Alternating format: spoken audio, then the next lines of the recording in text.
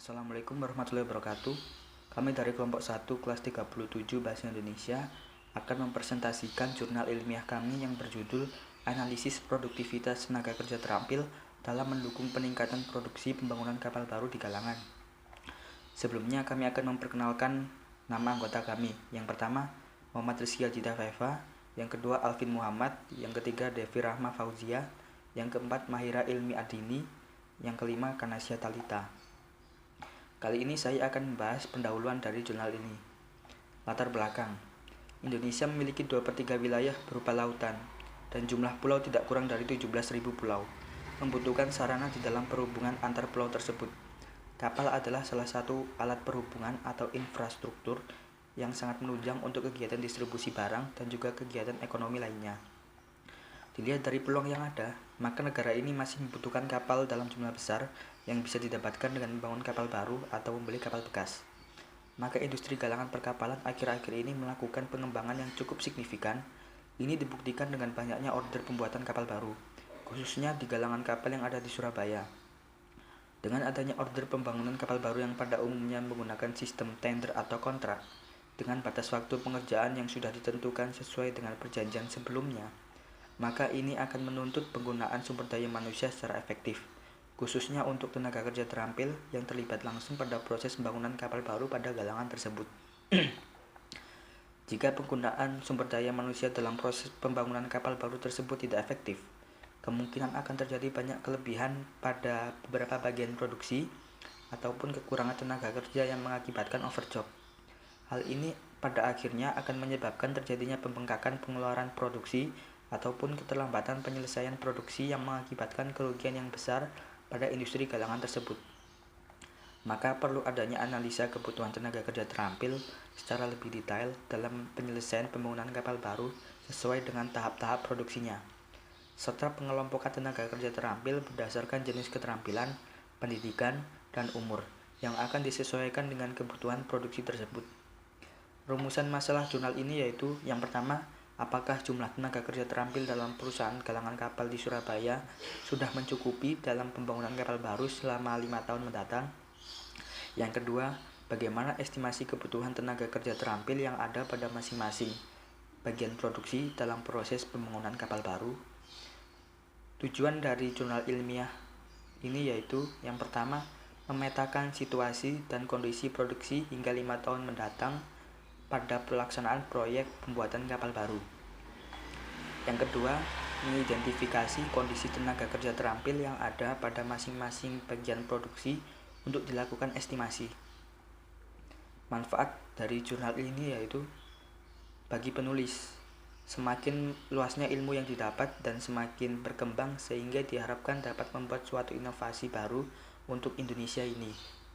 Yang kedua, bagi pembaca, menambah wawasan dan penambahan pemahaman mengenai kebutuhan tenaga kerja terampil untuk mendukung peningkatan produksi pembangunan kapal baru dan juga dapat dimanfaatkan sebagai referensi tugas.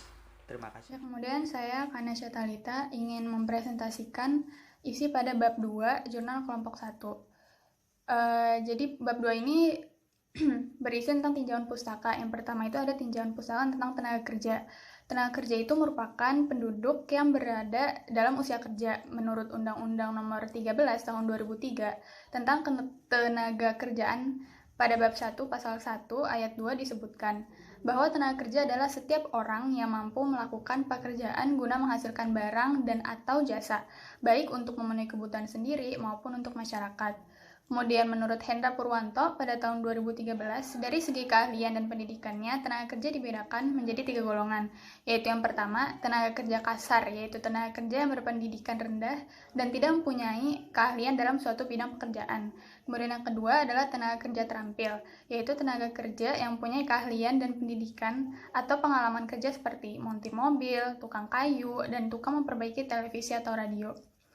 Dan yang terakhir itu adalah tenaga kerja terdidik, yaitu tenaga kerja yang mempunyai pendidikan yang tinggi dan ahli dalam bidang-bidang tertentu seperti dokter, akuntan, ahli ekonomi, dan juga insinyur. Kemudian yang kedua adalah tinjauan pustaka dari industri perkapalan. Galangan merupakan suatu industri yang berorientasi untuk menghasilkan produk berupa kapal atau ship, bangunan lepas pantai, bangunan terapung, dan lain-lain untuk kebutuhan pelanggan, yaitu owner, perusahaan, dan juga pemerintah. Kemudian sebagian besar, produksi dilakukan berdasarkan atas spesifikasi yang dipersyaratkan oleh pemesan atau pembeli. Sedangkan kapal yaitu suatu struktur dengan kombinasi yang kompleks dari berbagai komponen. Kapal yang diklasifikasikan berdasarkan atas ukuran utama atau basic dimension, berat atau displacement, kapasitas angkut, dan kegunaan servisnya. Kemudian, tinjauan pustaka yang ketiga yaitu tinjauan pustaka produksi. Produksi itu adalah segala kegiatan dalam menciptakan dan menambah faedah suatu barang atau jasa. Faedah atau manfaat dalam hal ini dapat terdiri dari beberapa macam, misalnya waktu, tempat, bentuk, serta kombinasi dari faedah-faedah tersebut. Secara umum, fungsi produksi adalah bertanggung jawab atas pengolahan bahan mentah menjadi barang jadi, yang akan memberikan hasil pendapatan bagi perusahaan. Nah, kemudian menurut Handoko pada tahun 1991 ada 4 kegiatan utama dalam produksi, yaitu yang pertama itu proses, yang artinya sebagai metode atau teknik yang dengan ini digunakan untuk pengolahan bahan oleh perusahaan. Kemudian yang kedua adalah jasa atau servis, yang merupakan hubungan atau korelasi dari organisasi dan kegiatan produksi untuk suatu dasar waktu tertentu.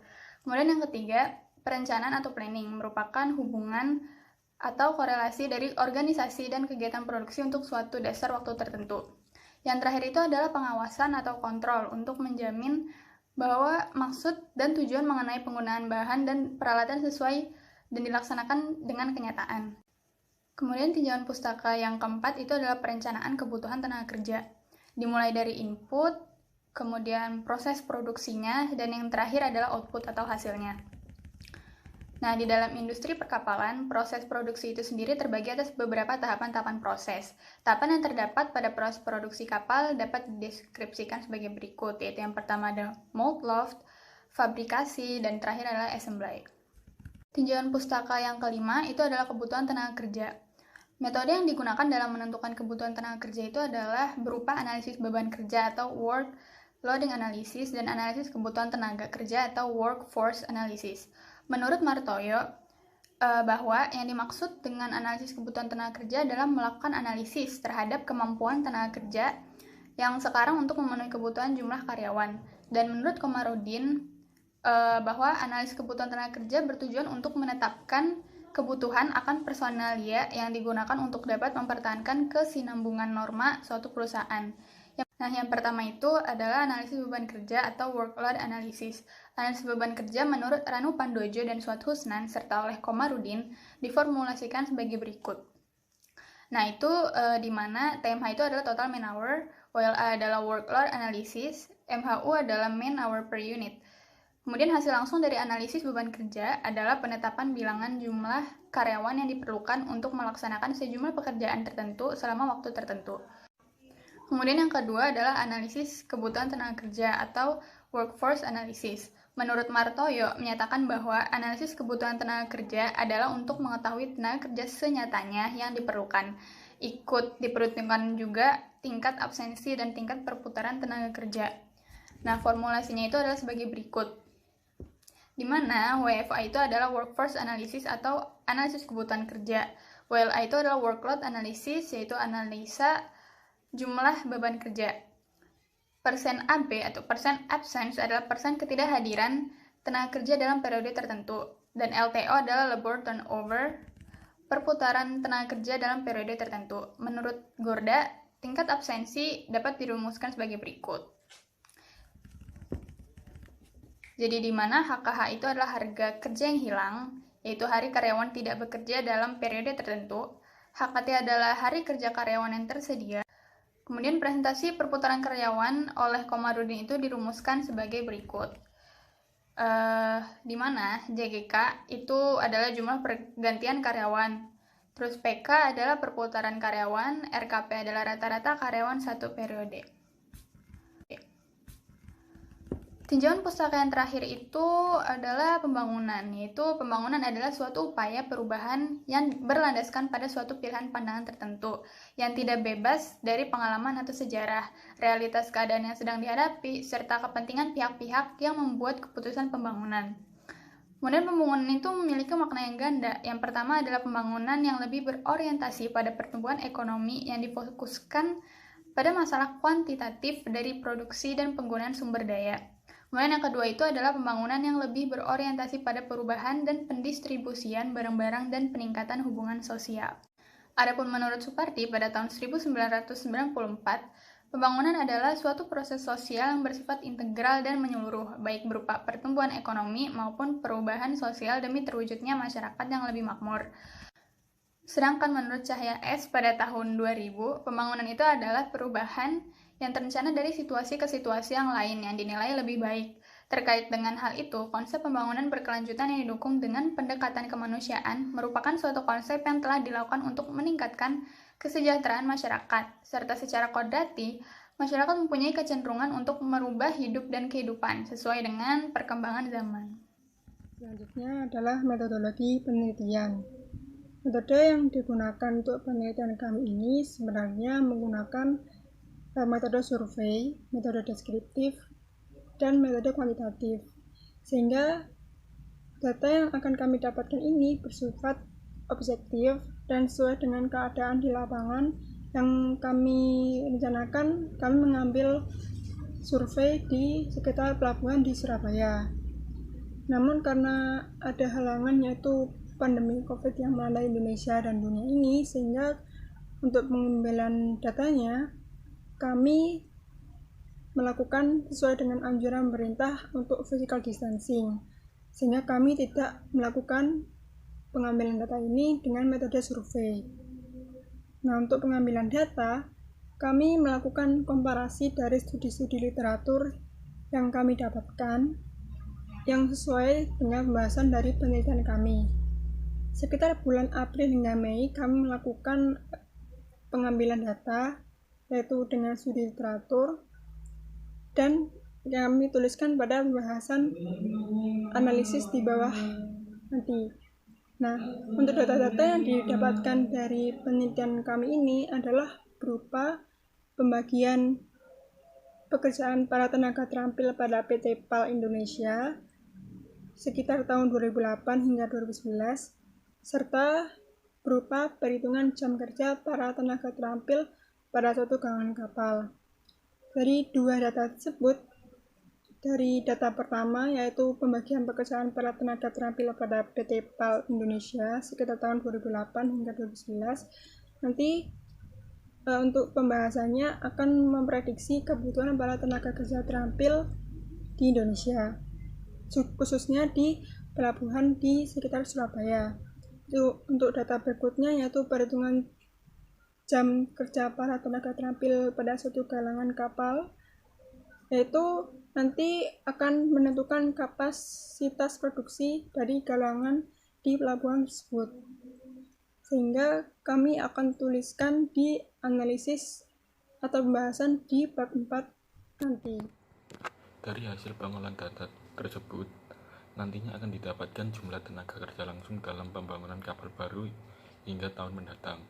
Perhitungan rekapitulasi tenaga kerja langsung dilakukan sebagai berikut, yaitu dengan jam operasional sama dengan jam kerja dikalikan jumlah tenaga kerja tersedia, sehingga jumlah tenaga kerja tersedia sama dengan jam operasional dibagi jam kerja. Total jam operasional yaitu welder ditambah fitter ditambah helper. Tenaga kerja organik mempunyai standar 40% dari total tenaga kerja terrealisasi per tahun, sehingga diperoleh data pada tahun 2008 pada PT PAL Indonesia. Tenaga kerja terrealisasinya berdasarkan pekerjaan. Untuk welder, tenaga kerja terrealisasinya yaitu 391, tenaga kerja organik yaitu 156, fitter tenaga kerja terrealisasinya 729 dan tenaga kerja organik 291. Untuk helper, tenaga kerja terrealisasinya yaitu 312 dan tenaga kerja organiknya 5. Pada tahun 2009, welder tenaga kerja terrealisasinya yaitu 219 dan tenaga kerja organiknya 88. Untuk fitter, tenaga kerja terrealisasinya 348 dan tenaga kerja organiknya 139. Helper, tenaga kerja terrealisasinya 149 dan tenaga kerja organiknya 59. Untuk pada tahun 2010, welder tenaga kerja terrealisasinya 208 dan tenaga kerja organiknya 83. Untuk fitter, tenaga kerja terrealisasinya 248 dan tenaga kerja organiknya 99.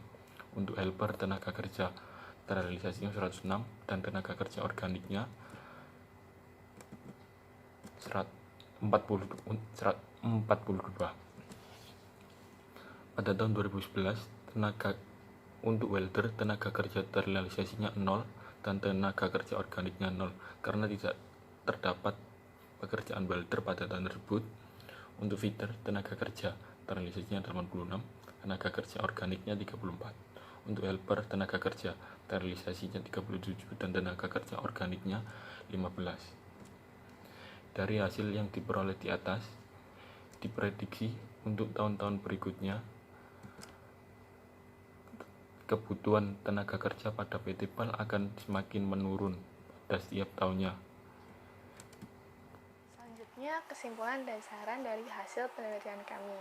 Yang pertama yaitu kesimpulan. Adapun kesimpulan yang pertama yaitu ternyata tenaga kerja terampil pada proses pembangunan kapal tahun 2014 ternyata masih kurang. Hal ini dibuktikan dengan menurunnya grafik kebutuhan tenaga kerja pada PT PAL Indonesia. Kesimpulan yang kedua yaitu untuk melakukan sebuah estimasi kebutuhan tenaga kerja terampil dalam proses pembangunan kapal dapat dilakukan dengan perhitungan statistik berupa regresi linear. Untuk PT PAL Indonesia sendiri didapatkan hasil regresi linearnya sebanyak Y sama dengan min 408,2 X ditambah 1730. Jika nilai X-nya semakin kecil, maka hasil dari perhitungan regresi linearnya pun semakin besar. Kemudian saran yang kami dapatkan dari hasil penelitian kami yaitu yang pertama, pihak perusahaan harus membuka peluang kerja yang lebih besar supaya kebutuhan tenaga kerjanya itu terpenuhi dan dapat meningkatkan grafik kebutuhan tenaga kerja supaya tidak terjadi lagi seperti yang pada kasus di PT PAL Indonesia tahun 2014 ini yang sudah dibahas pada bab sebelumnya. Yang kedua, perlu adanya SOP atau Standard Operating Procedure dari segi material maupun dari segi kebutuhan dari segi tenaga kerja supaya kualitasnya tetap baik dan tetap terjaga. Yang ketiga, sebagai referensi untuk pihak akademik dan penelitian selanjutnya. Saran yang kami dapatkan ini bisa untuk segala pihak, tidak hanya dari pihak perusahaan, tapi bisa juga untuk pihak peneliti dan dari segi akademis. Terima kasih.